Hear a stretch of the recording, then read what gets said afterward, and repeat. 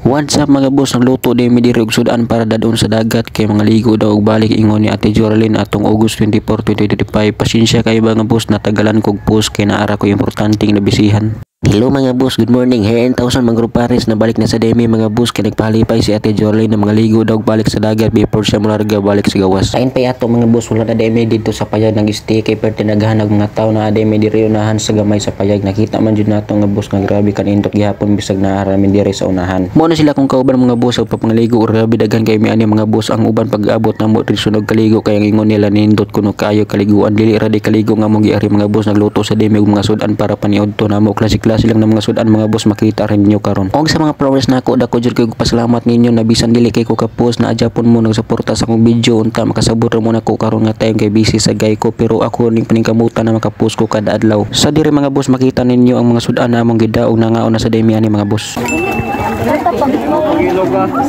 Ilog pili. Nang Jean nakita mo nang Jean. Ayo sad. So nakita niyo mga boss mao na ang mga sudan nga pangipangluto no para pangaon na mo na ay paklay ba may humba gibutangan unang ka labaw sa tanan na asad mi ginamos. Mao na mga boss tanan na magipangdama mga boss diri sa dagat.